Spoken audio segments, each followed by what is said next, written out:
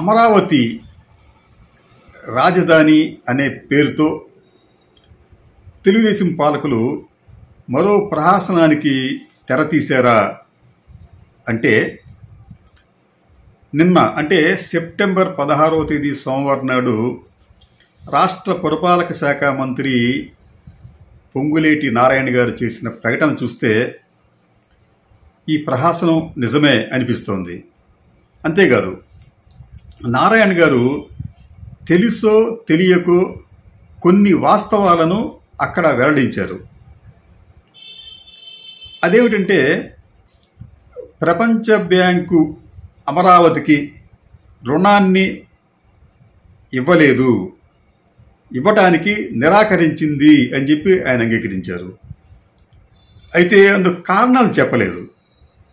ప్రపంచ బ్యాంకు ఎందుకు లోను ఇవ్వలేదు అంటే అక్కడ రాజధాని కడితే పర్యావరణ సమస్యలతో పాటు పేద బలహీన బడుగు వర్గాల జీవనోపాధికి భంగం కలుగుతుందన్నది ప్రపంచ బ్యాంకు నిపుణుల అభిప్రాయం.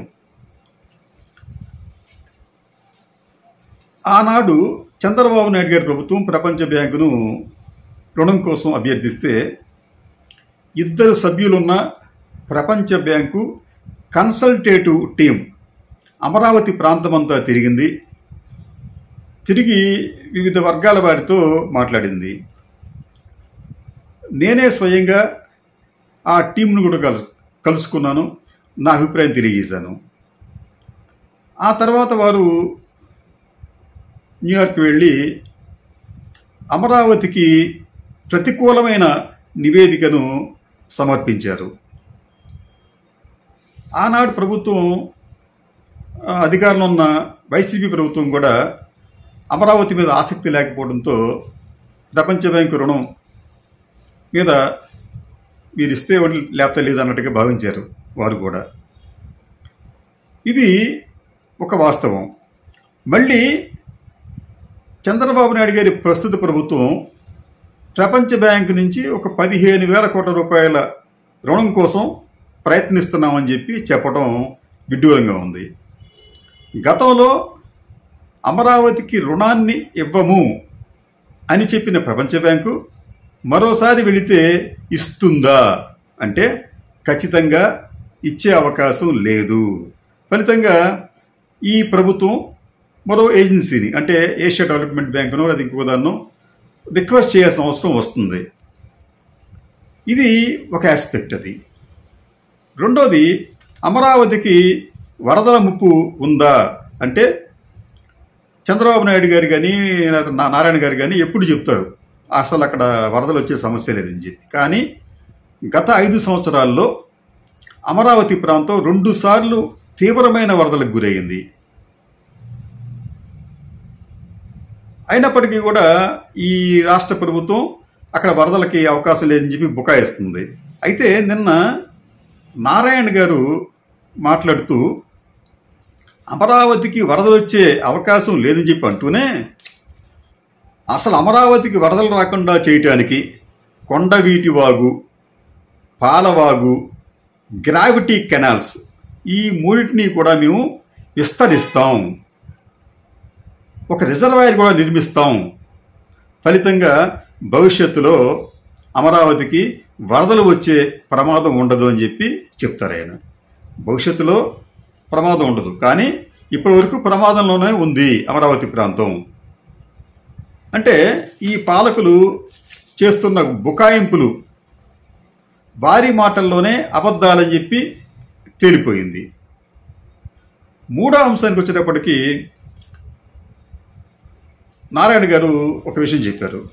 అదేమిటంటే ల్యాండ్ పూలింగ్కి భూములు ఇచ్చిన రైతులకు ఇప్పటికీ అనేక సందేహాలు ఉన్నాయి. ఆ సందేహాలను నివృత్తి చేస్తే మేము మా భూములు సిఆర్డీకి ఇస్తామని చెప్పి అంటున్నారు అన్నది నారాయణ గారి స్టేట్మెంట్. ఇది చాలా కీలకమైన స్టేట్మెంట్. ఇప్పటిదాకా ప్రభుత్వాలు ఈ విషయం గురించి ప్రస్తావించలేదు. అంటే మాలాంటి వాళ్ళు పదే చెప్తున్నప్పటికీ కూడా ఎవరు పట్టించుకోలేదు. ఇప్పుడు స్వయానా మంత్రి గారు చెప్తున్నారు ఆ విషయాన్ని. ఇక్కడ జరిగింది ఏమిటంటే అమరావతిలో ల్యాండ్ పూలింగ్ అనే పేరుతో చంద్రబాబు నాయుడు గారు ఎప్పుడు కూడా ఒక అబద్ధాన్ని నిజంగా ప్రచారం చేశారు. అదేమిటంటే ఈ ల్యాండ్ పూలింగ్కి సంబంధించి రైతులు నన్ను చూసి, అంటే నాయుడు గారిని చూసి 33,000 ఎకరాల భూములు ఇచ్చారు, నేను వారికి ఎంతో రుణపడి ఉన్నాను, వారికి నేను సాష్టాంగ నమస్కారం చేస్తున్నాను అని కూడా ఆయన ప్రకటించారు. అయితే రైతులు నిజంగా 33,000 ఎకరాలు ఇచ్చారా అంటే అది శుద్ధ అబద్ధం.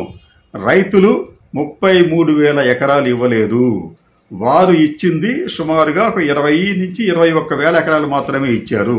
దీనికి సంబంధించి సిఆర్డిఏ కానీ, ఆనాటి తెలుగుదేశం పాలనలు కానీ, ఈనాటి తెలుగుదేశం పాలనలు కానీ యథార్థాన్ని ప్రజల ముందు ఉంచటం లేదు. ఎందుకంటే దాదాపు ఒక 15,000 ఎకరాల వరకు కూడా రైతులు ఈ సమీకరణ కింద ఇస్తామని చెప్పినప్పటికీ కూడా ఆ భూములను ప్రభుత్వానికి ఇంతవరకు అప్పగించలేదు. కానీ వారు కూడా ఈ ప్రభుత్వం ఇచ్చే కౌలును ప్రతి సంవత్సరం తీసుకుంటున్నారు. ఇది ఒక విడ్డూరమైన విషయం. ఇప్పటిదాకా అమరావతి ప్రాంతంలో రైతులకు కౌలు కింద 4,000 కోట్ల రూపాయలు ఈ ప్రభుత్వం చెల్లించింది. 4,000 కోట్లుంటే చాలా పెద్ద అమౌంటే. అక్కడ రాజధాని లేదు, ఏమీ లేదు, కానీ భూములను అలా ఉంచి రైతులకు కౌలు చెల్లిస్తూ వస్తున్నారు. ఇది ఒక అంశం. అయితే ఈ 33,000 ఎకరాలు నిజానికి రైతులు ఈ సిఆర్డీఏకు అప్పగించి ఉంటే దీనికి సంబంధించి సిఆర్డీఏ వారికి 64,709 ప్లాట్లను బదులుగా ఇవ్వాల్సి వచ్చేది. అది రెసిడెన్షియల్ కమర్షియల్ ప్లాట్స్ 64,709 ప్లాట్లను రైతులకు ఇవ్వాల్సి వచ్చేది. ఇది 33,000 ఎకరాలు రైతులు ఇచ్చి ఉంటే. కానీ ఈ రైతులకు 39,221 ప్లాట్లను మాత్రమే సిఆర్డీఏ ఇస్తున్నామని చెప్పింది. మిగిలిన 25,488 ప్లాట్లను ఇప్పటి వరకు ఇవ్వలేదు. ఇచ్చే ఉద్దేశం కూడా కనిపించడం లేదు. మనం గమనించాల్సింది ఏమిటంటే ఈ రైతులకు ఇప్పటిదాకా ఇచ్చామని చెబుతున్న 39,221 ప్లాట్లు కూడా బోగసే, బూటకమే. ఎందుకంటే ఈ ప్లాట్లలో ఒక్కటంటే ఒక్క ప్లాట్ను కూడా గత తెలుగుదేశం పాలకులు కానీ లేకపోతే ప్రస్తుత తెలుగుదేశం పాలకులు కానీ రైతులకు హ్యాండ్ ఓవర్ చేయలేదు. వాళ్ళు ఏం చేశారంటే కంప్యూటర్లో ప్లాన్స్లో దాన్ని చూపించి మీ ప్లాట్ అక్కడ ఉంటుంది, మీ ప్లాట్ ఇక్కడ ఉంటుందని చెప్పి చెబుతున్నారే తప్ప వాటికి సరిహద్దు రాళ్లు వేసి దానిని అభివృద్ధిపరిచి, అంటే అభివృద్ధి అంటే డ్రైనేజ్, రోడ్లు, విద్యుత్, పార్కులు ఇవన్నీ వేసి వాళ్ళకి అప్పజెప్పాలి. ఇప్పటి వరకు కూడా సిఆర్డీఏ ఒక్కటంటే ఒక్క ప్లాట్ను కూడా రైతులకు అప్పచెప్పలేదు. ఇది ఒక బోగస్ అమరావతిగా తెలుగుదేశం పాలకులు మార్చారనిపిస్తుంది. ఇది కాకుండా మిగతా దాదాపు మనం అనుకున్నట్టు 15,000 సుమారుగా, అంటే దాదాపు ఇంకా 25,488 ప్లాట్లను ఇస్తాము అంటున్నారు. ఎప్పుడు ఇస్తారు? ఈ రిమైనింగ్ ల్యాండ్ కూడా రైతులు సిఆర్డీకి పూర్తిగా అప్పచెపితే. అయితే ఇంకో రకం చెప్పాలంటే గత 7-8 సంవత్సరాలుగా ఈ రైతులు తమ భూములను ప్రభుత్వానికి అప్పగించటం లేదు. కారణం ఏంటంటే ల్యాండ్ పూలింగ్ మీద వారికి నమ్మకం లేకపోవటం, ల్యాండ్ పూలింగ్ మీద అనేక అనుమానాలు, అపోహలు ఉండటం. ప్రభుత్వం అనేక సార్లు ఈ అపోహలను నివృత్తి చేసే ప్రయత్నం చేసినప్పటికీ కూడా రైతులు సంతృప్తి చెందకపోవటం. కాబట్టి అమరావతిలో చంద్రబాబు నాయుడు గారు ల్యాండ్ పూలింగ్ ద్వారా 33,000 ఎకరాల భూములు సేకరించారనేది ఒక పెద్ద తప్పుడు ప్రచారం. అది ఎక్కడా కూడా ఆయన అంత పెద్ద మొత్తంలో భూమిని సేకరించలేదు. అయితే అమరావతి రాజధాని ఇది మరొక పెద్ద ప్రహాసనం, ఇది ఒక పెద్ద బూటకం. అసలు అమరావతి నగరం అనేది ఇప్పటిదాకా ఎక్కడ ఏర్పాటు చేయలేదు.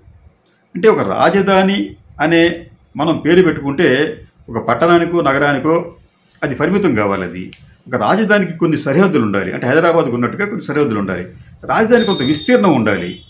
కానీ అమరావతి అనేది ఒక పట్టణంగా ఏర్పడలేదు, ఒక నగరంగా ఏర్పడలేదు, దానికి సరిహద్దులు లేవు. కానీ రాజధాని అని చెప్పి తెలుగుదేశం పాలకులు ప్రజలను భ్రమింపజేశారు, ప్రపంచాన్ని మోసగించారు. ఈ రోజు వరకు కూడా రాజధాని నగర గెజెట్ నోటిఫికేషన్ అనేది అటు కేంద్రం కానీ ఇటు రాష్ట్రం కానీ జారీ చేయలేదు, విడుదల చేయలేదు. కానీ అమరావతి రాజధాని, అమరావతి రాజధాని, అమరావతి రాజధాని నగరం అని చెప్పి ప్రచారం చేస్తూ పబ్బం గడుపుకుంటున్నారు. అంటే అమరావతికి సంబంధించి తెలుగుదేశం పాలకులు మరోసారి ఆంధ్రప్రదేశ్ ప్రజలనే కాదు ప్రపంచాన్ని కూడా